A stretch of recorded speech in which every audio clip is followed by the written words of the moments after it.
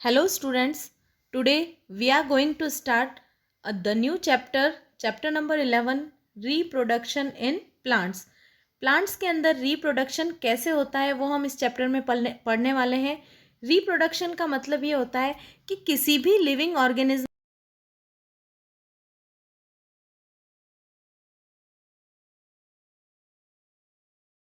समान बच्चे पैदा कर पाता है, उस प्रोसेस को रिप्रोडक्शन कहते हैं. जैसे कि बिल्ली अपने ही समान जो बच्चा है वो पैदा करती है. जैसे हम लोग हैं ह्यूमन बीइंग अपने ही समान बच्चे पैदा करते हैं. ये तो हो गया रिप्रोडक्शन इन एनिमल्स. लेकिन प्लांट्स जो हैं वो भी अपने ही तरह के अपनी ही स्पीसीज के नए प्लांट्स को पैदा करते हैं या उत्पन्न करते हैं. उसको बोलते हैं reproduction in plants. Observe the parts of the plant in the image given below and match their functions given in the help box by writing the numbers against each part in the boxes provided. आपको आपकी screen के ऊपर plant का एक diagram दिखाई दे रहा है और कुछ बॉक्सेस खाली आपको उसमें दिखाई दे रहे हैं. उसके अंदर क्या मेंशन किया हुआ है? प्लांट के पार्ट्स. जैसे कि ऊपर की तरफ यहाँ फ्लावर मेंशन किया हुआ है, यहाँ लीफ, फिर स्टेम और रूट. अब आपको इस हेल्प बॉक्स के थ्रू ये बताना है कि प्लांट का हर एक पार्ट क्या क्या काम कर रहा है. फर्स्ट है कंटेन द रिप्रोडक्टिव ऑर्गन्स. आपको इन चारों में से ये बताना है कि प्लांट का वो कौन सा पार्ट है जो रिप्रोडक्टिव ऑर्गन्स को कंटेन करता है. तो वो पार्ट है फ्लावर. फ्लावर के अंदर प्लांट का वो पार्ट है फ्लावर जिसके अंदर रिप्रोडक्टिव ऑर्गन्स रहते हैं या मिलते हैं. सेकेंड है make food using sunlight, water and carbon dioxide by photosynthesis. तो इन सारे पार्ट्स में से ऐसा कौन सा प्लांट का पार्ट है जो प्लांट के लिए खाना बनाता है? तो वो पार्ट है लीफ. तो इसको हम 2 नंबर देंगे, फ्लावर को 1 नंबर दिया. थर्ड है provide support and transport food. Plant का ऐसा कौन सा पार्ट है जो इसको सपोर्ट देता है? तो ऑब्वियस है वो स्टेम है. Anchors the plants the ground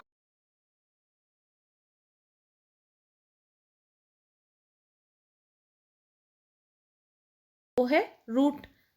ये सारे प्लांट के पार्ट्स हैं. अब आपको ये पढ़ना है इस चैप्टर में. In earlier classes you have studied that one of the characteristics of living thing is that they reproduce. आपने अर्लियर क्लासेस में ये पढ़ा है कि किसी भी लिविंग ऑर्गेनिज्म की ये विशेषता होती है कि वो रिप्रोड्यूस करते हैं. रिप्रोड्यूस मतलब अपने ही समान संतति को पैदा करते हैं. दो reproduction is not necessary for keeping the organism alive. किसी भी ऑर्गेनिज्म के जिंदा रहने के लिए रिप्रोडक्शन ज़रूरी नहीं है. Yet it helps organism to produce young ones of their own kind. उन्हीं की समान संतति को पैदा करने में हेल्प करता है reproduction. In this chapter you will learn the ways in which plant can reproduce. इस चैप्टर में आप ये पढ़ेंगे कि प्लांट किस तरह से रिप्रोड्यूस करते हैं. Living organism undergo asexual, sexual and vegetative propagation.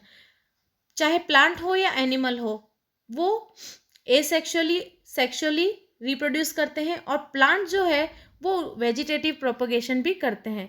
Let us learn about this in detail. अब हम इनके बारे में डिटेल में पढ़ेंगे. आज के टॉपिक में हम सिर्फ एसेक्सुअल रिप्रोडक्शन के बारे में पढ़ेंगे.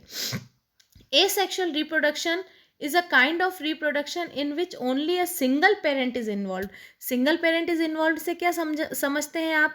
कि रिप्रोडक्शन की प्रोसेस के लिए सिर्फ एक ही पेरेंट की ज़रूरत पड़ती है. किसी भी फीमेल या मेल यानी 2 गैमेट्स की ज़रूरत नहीं पड़ती है.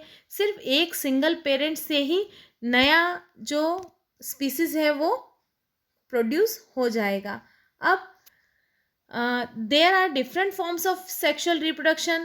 Asexual reproduction like budding, fragmentation, spore formation.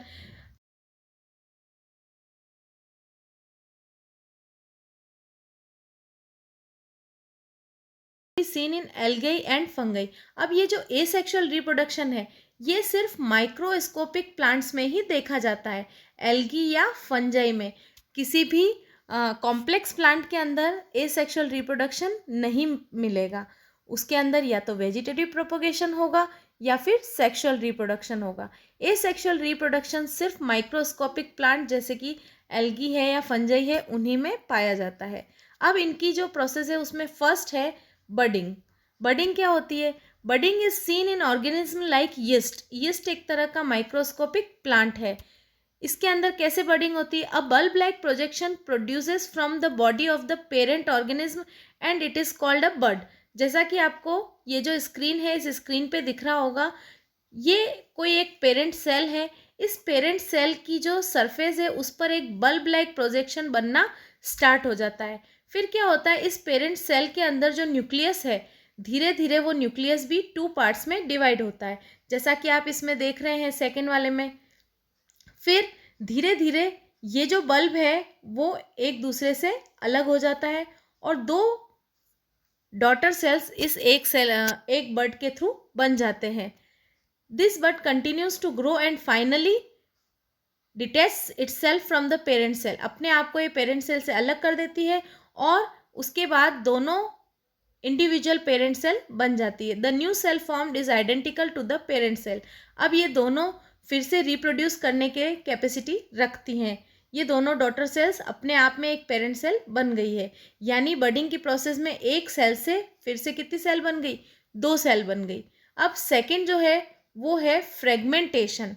Fragmentation is scene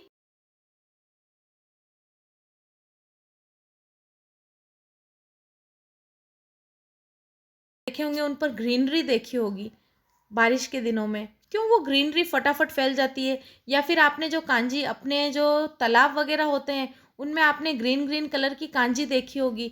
धीरे धीरे करके आप देखते हैं कि पूरा का पूरा तालाब उस कांजी से भर जाता है। क्यों फटाफट उनके अंदर ऐसे कांजी आगे से आगे बढ़ जाती है? क्योंकि उनके अंदर फ्रेगमेंटेशन की प्रोसेस होती है। फ्रेगमेंटेशन के थ्रू वो रीप्रोड्यूस करती है algae. Fragmentation is seen in algae like Oscillatoria and Spirogyra. The body of the parent organism break into fragments. Parent organism की जो बॉडी है वो फ्रेगमेंट्स में, यानी उसके 2 टुकड़े हो जाते हैं। And each fragment can grow to function as a new individual. जैसे कि ये समझ लो किसी अलगे की बॉडी है। अब क्या होगा, ये 2 टुकड़ों में बट गई जैसे कि ये, और उसके दोनों ही टुकड़े अब क्या हो गए? इंडिविजुअल पेरेंट बन गए। फिर ये इसके फ्रेगमेंट होंगे, फिर ये 2 टुकड़ों में बटेंगे, फिर इसके भी 2 टुकड़ों में बटेंगे, और ये प्रोसेस आगे से आगे चलती जाएगी। इनके फ्रेगमेंट्स आगे से आगे बढ़ते जाएंगे और हर फ्रेगमेंट नया इंडिविजुअल बन का काम करेगा। Yeast is a type of fungus. Fungi and algae were earlier classified as plants, but they have now been put into separate groups. अब जो थर्ड प्रोसेस है एसेक्सुअल रिप्रोडक्शन की, वो है स्पोर फॉर्मेशन। स्पोर फॉर्मेशन क्या है? Spores are tiny spherical single celled bodies produced for the purposes of reproduction. They are produced and released from specialized structure of the plant body. These spores can remain dormant during harsh weather conditions. Spore formation में क्या होता है? Plants के part के ऊपर छोटे छोटे spores इस तरह से प्रेजेंट होते हैं, जैसे आपको ये डायग्राम में दिख रहा है ना, लेकिन उन स्पोर्स के ऊपर एक कोटिंग होती है। ये कोटिंग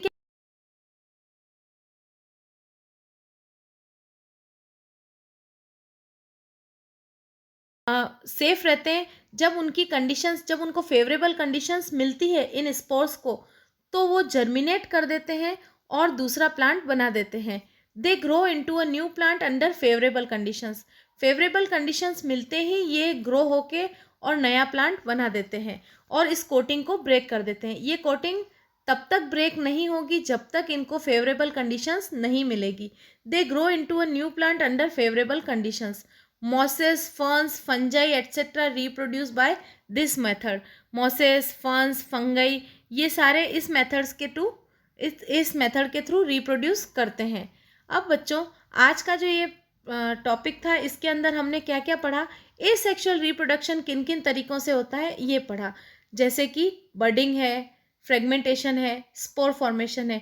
3 मोड्स हैं एसेक्सुअल रिप्रोडक्शन के, वो हमने आज इस टॉपिक के अंदर, इस चैप्टर के अंदर पढ़े हैं। नेक्स्ट जो हम पढ़ेंगे, नेक्स्ट क्लास जो हमारी नेक्स्ट वीडियो जो है उसमें हम पढ़ेंगे वेजिटेटिव प्रोपगेशन कैसे होता है प्लांट्स में। Thank you, have a nice day.